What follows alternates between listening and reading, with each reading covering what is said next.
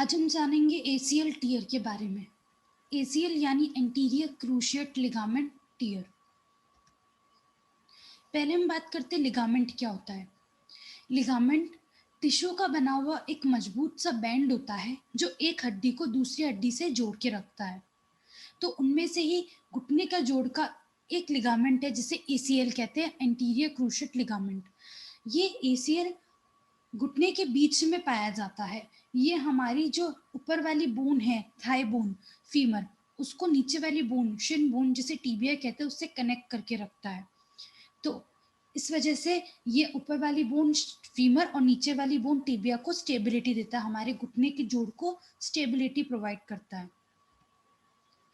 जब हम अपने घुटने को मोड़ते हैं, सीधा करते हैं, तो जो हमारा नीचे वाली बोन है, शिन बोन टिबिया, वो आगे की तरफ या ज़्यादा पीछे की तरफ ना चले जाए, वो मेंटेन रहे, थाई बोन के साथ अटैच रहे, फीमर के साथ अटैच रहे, मेंटेन रहे, उसका एक्सेस फॉरवर्ड या एक्सेस बैकवर्ड ना हो। तो उसको रोकने के लिए, उसको मेंटेन रखने के लिए एंटीरियर क्रूशिएट लिगामेंट इनको मेंटेन रखता है। तो अगर एंटीरियर क्रूशिएट लिगामेंट की इंजरी हो जाती है तो उसे कहते हैं एंटीरियर क्रूशिएट लिगामेंट टियर। ये दो तरह से होता है, या तो पार्शियल होता है या फिर कंप्लीट टियर होता है। ये सबसे ज़्यादा देखी जाने वाली नी की इंजरी है एंटीरियर क्रूशिएट लिगामेंट इंजरी। ये सबसे ज़्यादा महिलाओं में देखने को मिलता है क्योंकि महिलाओं की जो बोन है, मसल है, वो ज़्यादा मेल की बोन और मसल से कंपेयर करें तो वीक होती है। उनका मसल मास कम होता है, बोन का डेंसिटी कम होती है, तो इस वजह से। जैसे आप डायग्राम में देख सकते हैं एसीएल, ये नॉर्मल एसीएल है। इसके दो बैंड होते हैं, एक एंटीरो मीडियल होता है और एक पोस्टीरो लेटरल साइड में होता है। तो ये बैंड अगर इंजर्ड हो जाता है, पार्शियल या कंप्लीट टियर हो जाता है इसका, तो इसे एंटीरियर क्रूशिएट लिगामेंट टियर कहते हैं। ये किन कारणों की वजह से होता है? अगर हम चल रहे हैं और एकदम से रुक गए तो हमारे घुटने के जोड़ पे प्रेशर पड़ता है, या फिर हम कहीं घूम रहे हैं और एकदम से हमने अपनी बॉडी को रोटेट किया तो हमारा पैर भी रोटेट होता है उसके साथ-साथ। तो हमारा घुटना भी रोटेट हुआ तो एकदम से जो घुटने का जोड़ है वो ट्विस्ट हो जाता है, इस वजह से भी हो सकता है। अगर आप बहुत ऊँचाई से गिर गए या फिर हम किसी ऊँचाई से नीचे आ रहे हैं, लैंड कर रहे हैं, तो उस वजह से भी इसकी इंजरी होने के चांसेस होते हैं। अगर हम फुटबॉल खेल रहे हैं, कुछ भी ऐसा गेम जो पैर से रिलेटेड है, तो हमारे घुटने पे डायरेक्ट बॉल आके लग जाए या फिर कोई भारी पत्थर कुछ है वो हमारे घुटने पे आके लग जाए, डायरेक्ट हिट हो जाए कुछ चीज़ घुटने पे, तो उस वजह से भी एसीएल टियर होने के चांसेस होते हैं। रोड ट्रैफिक एक्सीडेंट हो गया, उसमें भी ये चांसेस होते हैं। फिर इनमें क्या लक्षण देखने को मिलते हैं?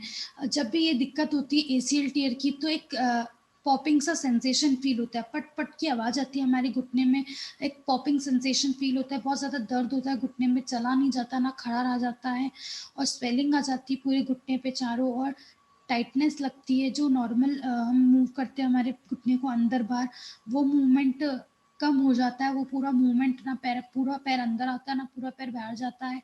एक गिव अवे सेंसेशन फ़ील होता है, और ऐसा लगता है बहुत ज़्यादा वेट है हमारे घुटने पे, बहुत ज़्यादा भारी हो रहे हैं हमारे घुटने, बहुत ज़्यादा टाइटनेस लगती है, इनस्टेबिलिटी लगती है, बहुत ज़्यादा स्वेलिंग और पेन होता है घुटने में, और चलने में भी बहुत दिक्कत होती है। जैसे ही बैठे से खड़े होते हैं तो बहुत दिक्कत होती है, जैसे ही खड़े होके सीधा बैठते हैं, जैसे घुटना मुड़ता है तो बहुत ज़्यादा पेन होता है, सपोर्ट नहीं ले पाते। एक इस घुटने पे अगर राइट घुटना है तो उस घुटने पे हम अपना वेट नहीं डाल पाते, और अजीब-सा शेप हो जाता है, चेंज हो जाता है हमारे घुटने का शेप।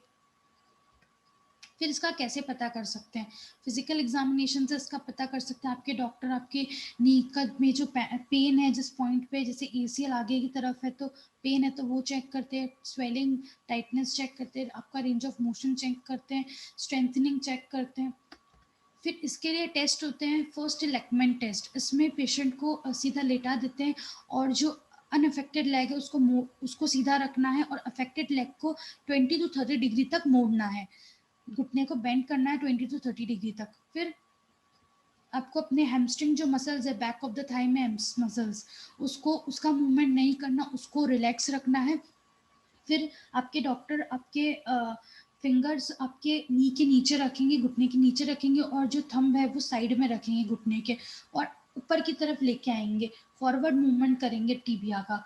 तो अगर फॉरवर्ड मूवमेंट करते हैं तो पेशेंट को अगर पेन होता है उस पॉइंट पे, या फिर एक पॉपिंग सा सेंसेशन आता है या अजीब सी आवाज आती है घुटने में से, तो चांसेस होते हैं कि एसीएल टीयर के। फिर दूसरा है एंटीरियर ड्रॉ टेस्ट। इसमें पेशेंट को सीधा लेटा देते हैं और 90 डिग्री बेंड कर देते हैं घुटने को। फिर घुटने को ऊपर से पकड़ लेते हैं और ऊपर की तरफ लेके आते हैं, टिबिया को फॉरवर्ड शिफ्ट करते हैं। अगर वही पॉपिंग सेंसेशन पेन होता है पेशेंट को उस पॉइंट पे, तो चांसेस है कि एसीएल टीयर होने के पॉजिटिव है। थर्ड टेस्ट है पाइवॉट शिफ्ट मैन्यूवर। इसमें पेशेंट को ऑपरेशन रूम में ही करते हैं, एनेस्थेसिया देख के उनका रेंज ऑफ मोशन चेक करते हैं नी जॉइंट का, फिर उससे पता करते हैं एसीएल टीयर प्रेजेंट है या नहीं। फिर रेडियोलॉजिकल एग्जामिनेशन से एक्सरे, एमआरआई, अल्ट्रासाउंड से पता कर सकते हैं। एक्सरे में सॉफ्ट टिश्यूज का बारे में नहीं इतना पता चलता, तो एमआरआई में सबसे ज़्यादा, तो एमआरआई करानी बहुत ज़रूरी है। लिगामेंट इंजरी कौन सी हुई है, कौन से डिग्री का है, वो सब एमआरआई से पता होता है। रिस्क फैक्टर्स, उनमें सबसे ज़्यादा रिस्क है जो पुअर स्पोर्ट्स खेल रहे हैं, जिनका स्पोर्ट्स खेलने का तरीका सही नहीं है, या फिर उनके इक्विपमेंट सही नहीं है, या फिर उन्होंने जो फुटवेयर पहन रखा है वो सही नहीं है, या फिर जो फीमेल है उनमें सबसे ज़्यादा देखने को मिलता है, तो उनमें सबसे ज़्यादा रिस्क होती है। या फिर आप ऊबड़-खाबड़ सरफेस पे चल रहे हो, या फिर जो लोग ज़्यादा देर तक खड़े रहते हैं, जिनका ऑक्यूपेशन है ज़्यादा देर तक, जैसे टीचर्स, जिनका ज़्यादा देर तक खड़े रहने का काम है, तो घुटने पे प्रेशर पड़ता है और एसीएल इंजरी होने के चांसेस ज़्यादा होते हैं। ट्रीटमेंट की बात करते हैं हम, कंजर्वेटिव ट्रीटमेंट है। अगर आपको स्टार्टिंग में पेन हो रहा है, स्वेलिंग हो गई, तो आपको स्टार्टिंग में ये चीज़ राइस अप्लाई करना है, rest, icing, compression, elevation. Rest रखना, अपने घुटने को मूवमेंट नहीं करना, ना वेट लेना है उस पैर पे, उस घुटने पे रेस्ट करना है थोड़े दिनों तक। फिर उसके बाद आपको आइसिंग करनी है। आइसिंग करनी है आपको 20 टू 25 मिनट, दिन में 3-4 बार। फिर आपको इलास्टिक बैंडेज या फिर कोई गरम पट्टी या कंप्रेशन रैप बांध लेना है और 2-3 पिलो रख के उस पर अपने पैर को रखना है। सर्जरी में है, सर्जरी एसीएल रिकॉन्स्ट्रक्शन। इसमें लिगामेंट तो पूरा रिपेयर नहीं हो सकता, बट कोई और जगह से बॉडी में से लिगामेंट निकाल के उस जगह पे लिगामेंट को रिकंस्ट्रक्ट करते हैं, तो इसे कहते हैं एसीएल रिकंस्ट्रक्शन। फिर उसके बाद ब्रेसेस, नी ब्रेस पहनना बहुत ज़रूरी है पेशेंट को, ताकि जो नी है वो स्टेबिलिटी में रहे।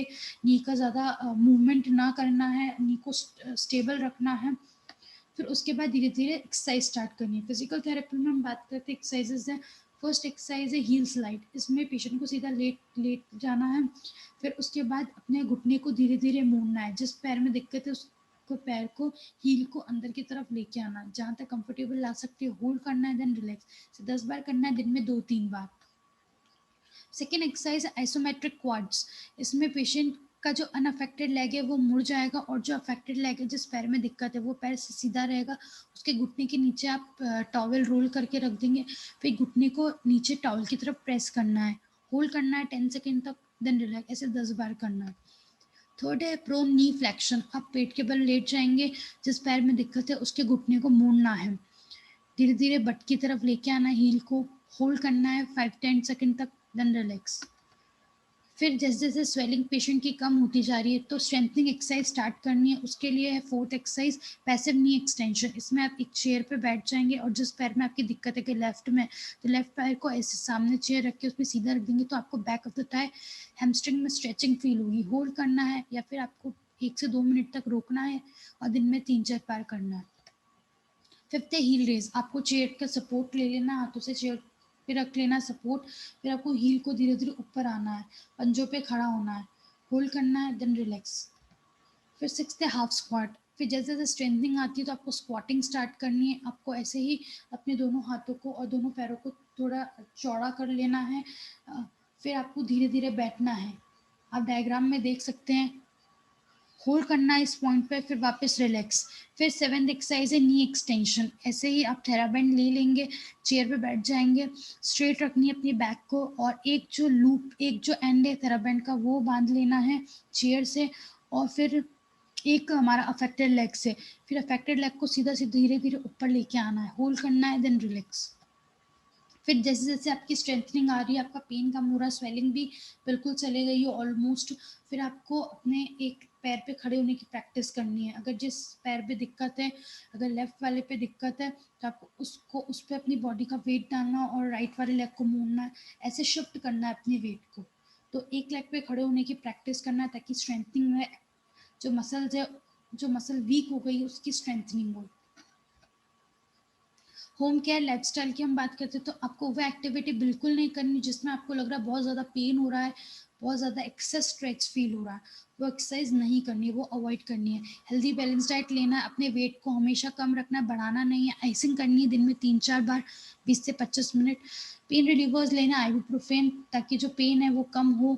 एक्सरसाइज डेली करनी है, ज़्यादा हैवी वेट नहीं उठाना है, स्ट्रेस भी नहीं लेना, ना ज़्यादा तक खड़ा रहना, ना उबड़ खाबड़ सरफेस पे चलना है, सब अवॉइड करना है। प्रॉपर शूज़ पहन के चलना है जब भी चलना है, और थोड़ी बहुत वॉक करनी है, बट जैसे जैसे पेन कम हो रहा है उसके बाद वॉक स्टार्ट करनी है। फिर धीरे धीरे स्टार्टिंग में 10 मिनट्स वॉक, फिर 15-20, ऐसे धीरे धीरे 1 वीक के बाद आपको अपने टाइम को बढ़ाना है।